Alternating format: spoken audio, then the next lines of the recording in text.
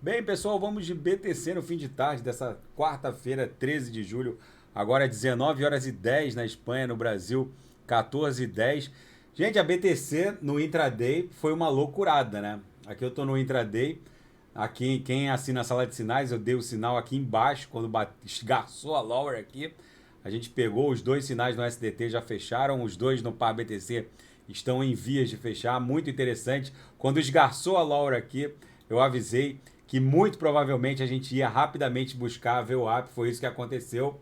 Então agora a gente segue desenhando essa figura triangular ascendente, perdendo amplitude movimentacional. Agora a gente deve voltar a testar 21.600, ficar pipocando e eventualmente explodir para fazer uma onda 1 em direção a 34. A gente deve dar um pit stop aqui na faixa de 31, 30.700, formar uma onda 2 e numa onda 3 buscar essa série de suportes aqui, ó, na faixa de 34, 35 mil dólares. Uma movimentação muito interessante hoje da BTC na nossa banda de VWAP mensal. Basicamente a gente foi dar um beijinho aqui na lower da nossa banda. Vocês percebam que a gente não perdeu o fundo aqui de 30 do 6, que ficou em 18.626. O fundo hoje ficou ascendente em 18.910. Ou seja, a gente segue com esse triângulo, essa formação triangular de caráter ascendente totalmente vigente, como aqui, como se demonstra aqui nos livros da academia. Ou seja,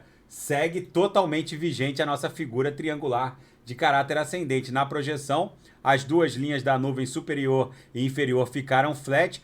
A inferior estava ameaçando aumentar a espessura da nebulosidade avermelhada, mas agora ficou flat. Ou seja, é mais um sinal de que talvez a gente já tenha encontrado o fundo dessa história correcional naquela mega agulhada de 18 do 6 para 17.622. E essa série de fundos ascendentes estão dando conta disso. Hoje, quando saiu o resultado da inflação, o mercado entrou em polvorosa, achando que o Fed poderia aumentar em até 1 ponto percentual a taxa básica de juros, mas rapidamente vazou um documento de dentro do Fed dizendo que o sistema nem tinha essa opção de votação para aumento de 1%. Ou seja, as opções iam até 0,75 ponto, até 75 pontos básicos, ou seja, 0,75%. E aí o que aconteceu? A Nasdaq, que estava tombando quase mais de 2%, chegou a ficar menos 2 e tal, rapidamente voltou para o positivo. Agora a Nasdaq subindo mais 0,25 e a BTC acabou se recuperando na esteira dessa movimentação. Mas o dia foi intenso.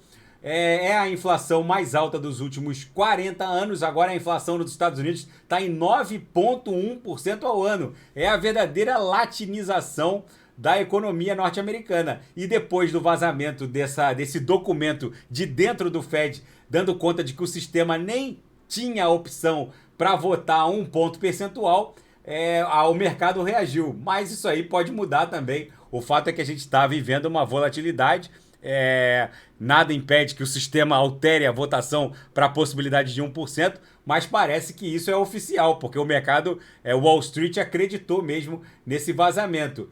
E na seara dos fatos relacionados ao mundo cripto, o Banco Central norte-americano publicou um estudo sobre a Lightning Network. Para quem não sabe, a Lightning Network está solucionando um problema de escalabilidade da rede blockchain da BTC, já que ela tem uma séria limitação quanto à escalabilidade. E a Lightning Network funciona como uma segunda camada de validação que empresta segurança às transações e aumentando a capacidade da rede em termos de escalabilidade.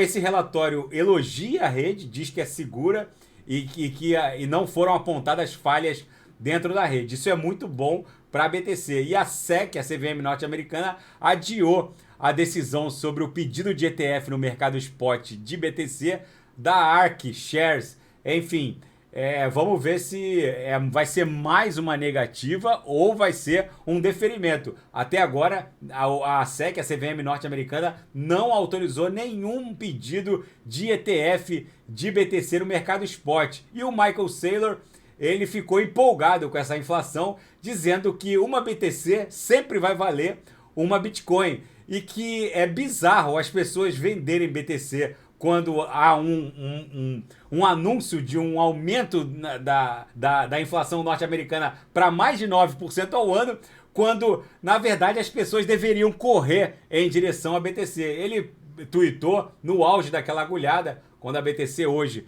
chegou a bater aqui 18.900 e tal, fizemos a mínima em 18.910. Ele tweetou dizendo que era bizarro as pessoas fugirem de algo que sempre que é matematicamente protegido contra uma impressão ad infinito, como acontece com o dólar norte-americano.